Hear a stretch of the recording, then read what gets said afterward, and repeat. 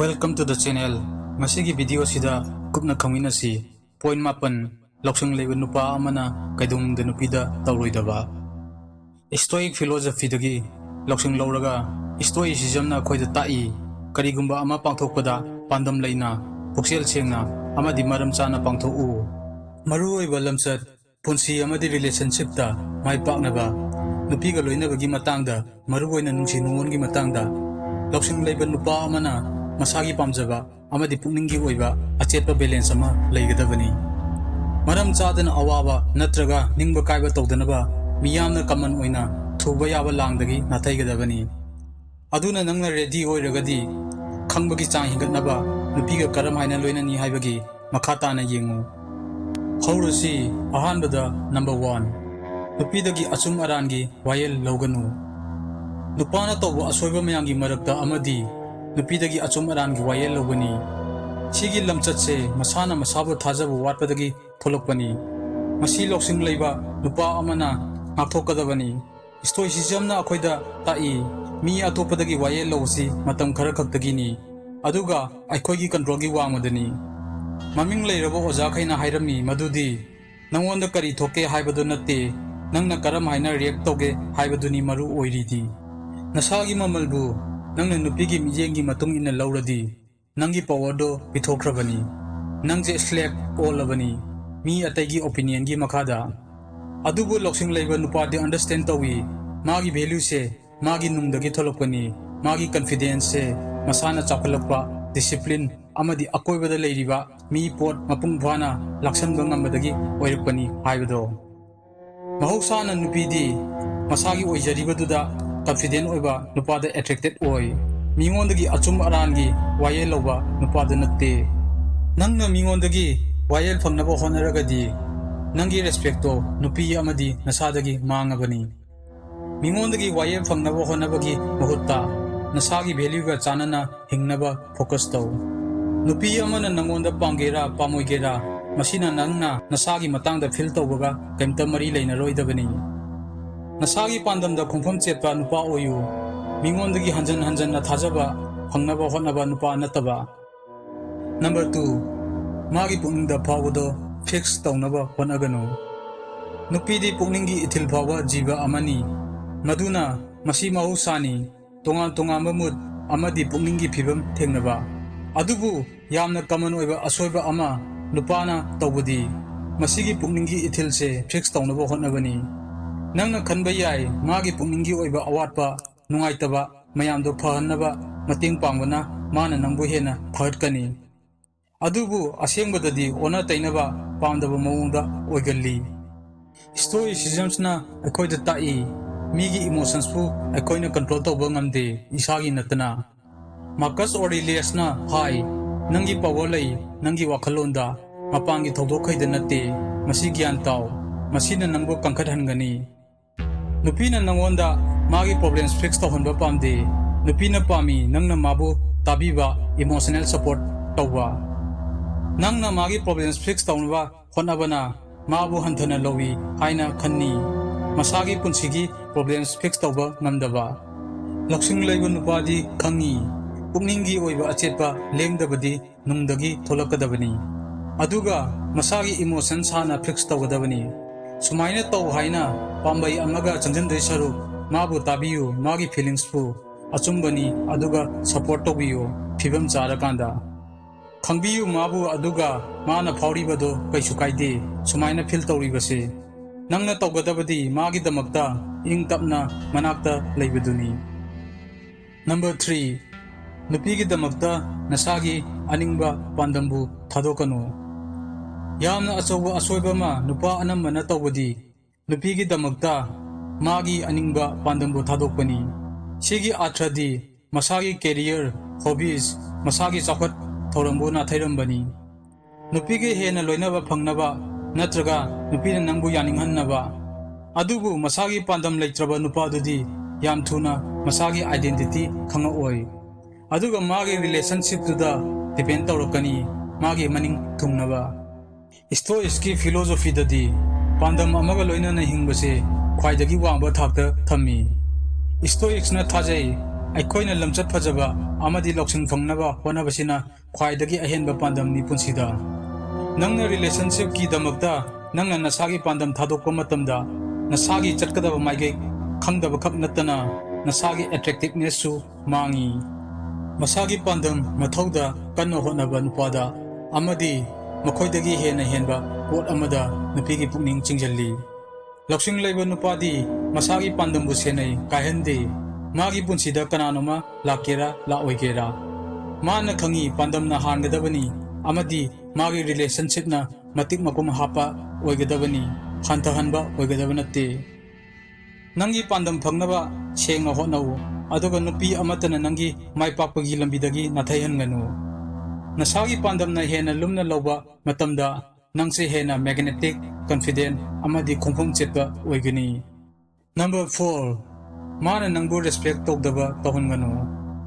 ꯔꯦꯁꯄꯦꯛꯁꯤꯅ ꯆꯪꯗ ꯌꯥꯗ꯭ꯔꯕ ꯌꯨꯝꯐꯝ ꯑꯣꯏꯔꯤꯕꯅꯤ ꯔꯤꯂꯦꯁꯟꯁꯤꯞ ꯑꯃꯒꯤ꯫ ꯀꯔꯤꯒꯨꯝꯕ ꯅꯨꯄꯤ ꯑꯃꯅ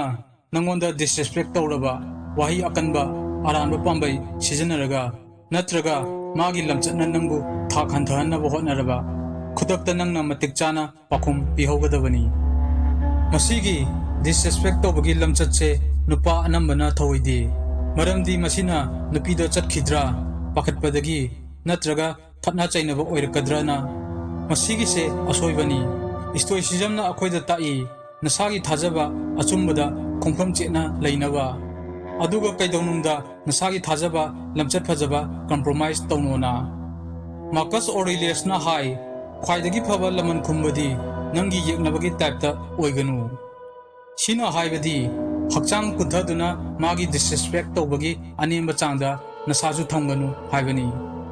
ꯑꯗꯨꯒꯤ ꯃꯍꯨꯠꯇ ꯏꯪ ꯇꯞꯅ ꯅꯁꯥꯗ ꯑꯆꯦꯠꯄ ꯊꯥꯖꯕ ꯑꯃꯒ ꯂꯣꯏꯅꯅ ꯕꯥꯎꯟꯗꯔꯤꯁ ꯁꯦꯝꯒꯗꯕꯅꯤ꯫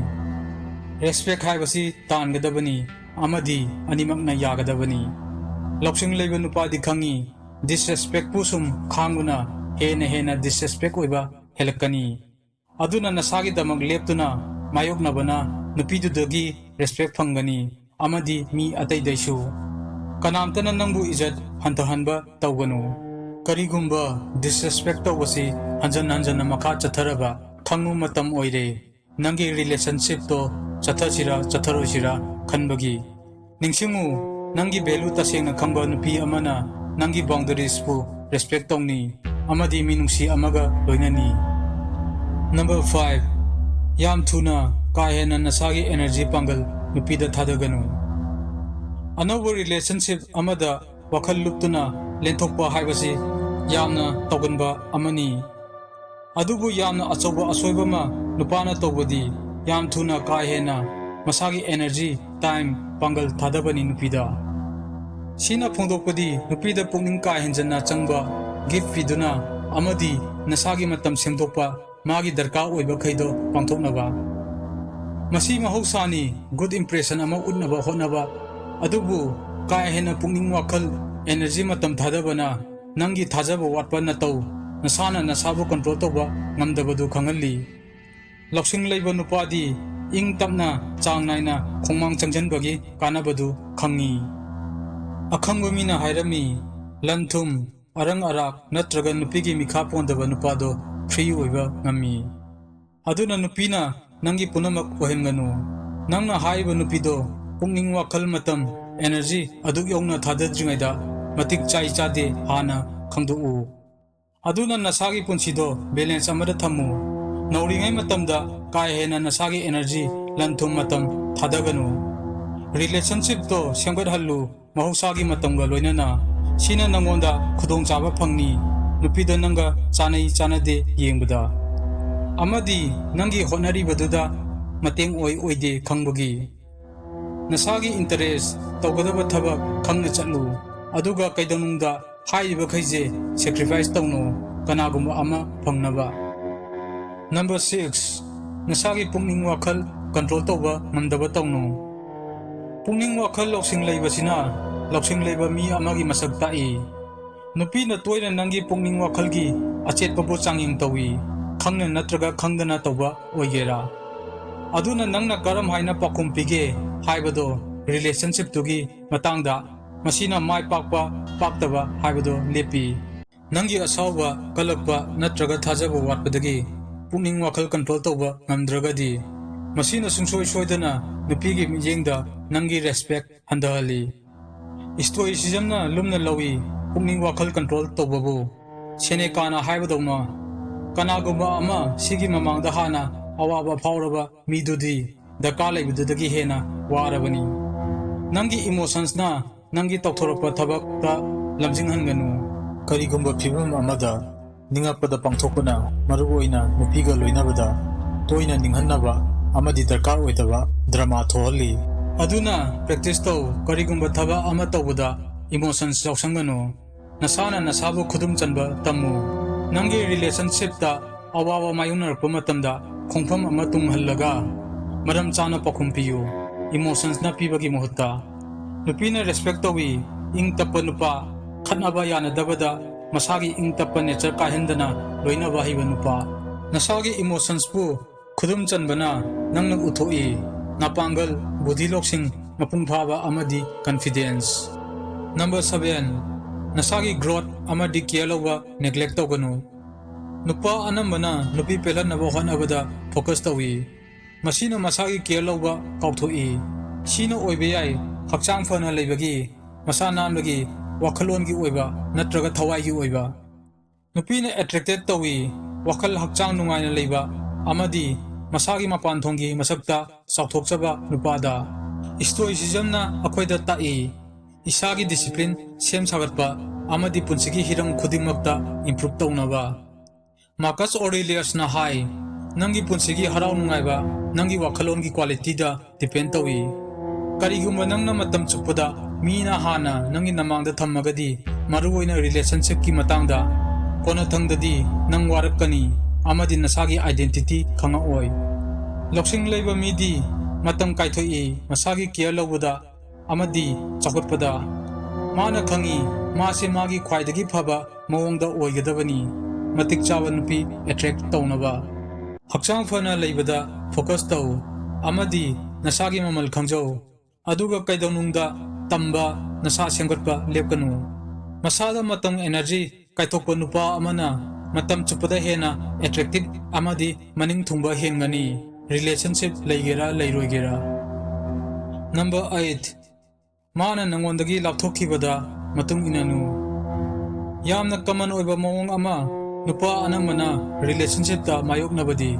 nupina lapthokibada nupido thaptokhiba yai hana dawna pakhum piraktaba yai ubada interest yaudaba manba yai.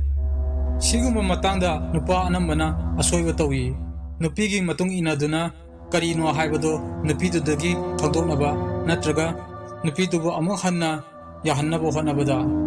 Sumaina tawbasina nupido hena thaptohalli. Stoics na takpadawna aikhoina mibu control tawba ngamoi aikhoina kamaina pakhum pige haibado natana. Nupina thaptokhiba matamda mana darkar oiba space to piyu pakhattabida kai henjandabida mabu koitan tanaba nangna mase darkar oi amadi nasana thanda thajaba watpa mi ama oina uhalli. Adugi mahutta nasagi punsida focus taw nasagi chawkhatpa tawgadaba thabak kahenganu aduga nupigi lamchatna nangi harau nungaibada ayetpo ohenganu. Mana tasena interested oiragadi masana yajana halakani. Ing tapna amadi phibam kaidana leibana nangna phongdoi adudi nangdi value wangba mini kanamtagi matungda pamjabagi matung inde haiba. Number 9 nasagi value sacrifice tawganu nupigidama. Aroibu oina yamna maru oiba asoiba ama nupana yamna toina tawbadi makhogi core values sacrifice tawbani nupi pelannabagidama. Sida oiba yarise nangi principles compromise tawba nangi lamchat hongdokpa natragi nangi lamchat phajabagi wangmada karigumba amada yanaba nangi relationship to kaidanaba. Stoicism na akhoida tai lamchat phajaba haibajina khwaidagi afaba potni aduga aikhoina kaidaunungda compromise tawroidabani mapangi oiba khudongchaba phangnaba. Epictetus ki wahida nangna nasaje improve tawningadi nasaje apangbani khangba watpa mini haibado yajau. Loksing leiba midi masagi value da khongpham chena lepi mapangi pressure leigera leiroigera. nupi amana nangonda hongduo hairpa yai maduna nasagi oijeriba value duga sanadaba compromise tawba haibase healthy relationship amagi saruk oirasu nasagi haksinna thajabadagi mahutta tawroidabani